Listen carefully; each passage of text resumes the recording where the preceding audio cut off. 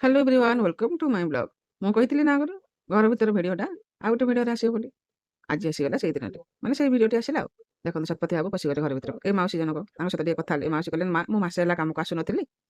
ମୋ ଦେହ ଭଲ ନଥିଲା। ମୋ ଗୋଡ଼ରେ ଟିକେ ବାତ ବାହାରିଥିଲା, ଆଣ୍ଠୁ ଗଣ୍ଠି ବାତ।" ମୁଁ କହିଲି, "ହଉ ଠିକ୍ ଅଛି ଆଉ ଦେହ ଭଲ ହେଲେ ଆସିବ ନା ଆଉ।" ଏଇଟା ହେଲା ଗୋଟେ ବେଡରୁମ୍, ମାଷ୍ଟର ବେଡରୁମ୍। ଏଇଟା ହେଲା ମଝି ବେଡରୁମ୍। ତାପରେ ଆଉ ଗୋଟେ ବେଡରୁମ୍ ଦେଖନ୍ତୁ ଗୋଟେ ଏଠି 3ଟା ବେଡରୁମ୍ ଆମର କରାହେଇଛି 3 BHK ରୁମ୍‌ଟା। ଏଇଟା ହେଲା କିଚେନ୍, ତଳ ଘରର କିଚେନ୍। ଏଇଟା ସପଟା। ଦେଖନ୍ତୁ ଏଇଟା ଗୋଟେ ବେଡରୁମ୍। ଏଇଟା ଠାକୁର ଘରଟି ତାଲା ପଡ଼ିଛି, ଦେଖି ହବନି। ସେ ଭିତରକୁ ଗଲେ ସେ ଭିତରେ ଆମର କୂଅ ଅଛି, ବୋରିଂ ଅଛି, ସବୁ ଅଛି। ଏଠି ମଧ୍ୟ କାମ ଚାଲିଛି, ଆଉ କିଛି ଦେଖି ହେଲାନି ଭଲସେ। ପୁଣି ଚାଲନ୍ତୁ ଯିବା ଉପର ଘରକୁ। ବାହାରିଗଲୁ ଉପର ଘରକୁ। ଉପର ଘରେ ମଧ୍ୟ ଫିନିସିଂ କାମ ଚାଲିଛି। ତଳ ଘର କଲର ଫଲର ହେଇଗଲାଣି, କିନ୍ତୁ ଉପରଟା ହେଇନି। ଉପର ଘରଟା ଫିନିସିଂ ଚାଲିଛି।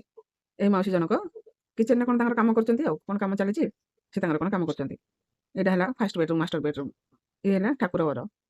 ଠାକୁର ଘରଟା କେମିତି ହେଇଛି କହିବେ ତ କମେଣ୍ଟ କରିକି। ଏଇଟା ହେଲା ବାଲକୋନି, ଘର ପଛପଟର ବାଲକୋନି, ଏଇଟା ହେଲା ଆଗ ପଟର ବାଲକୋନି। ଦେଖନ୍ତୁ ଭିଉଟା କେତେ ସୁନ୍ଦର ଲାଗୁଛି। ଏ ମାଉସୀ ସହିତ ମୁଁ ଟିକେ ଗପ କରୁଛି। ତଳେ ଯୋଉ ମାଉସୀଙ୍କ ସହିତ କଥା ହଉଥିଲି, ଇଏ ହେଲା ତାଙ୍କରି ଭଉଣୀ।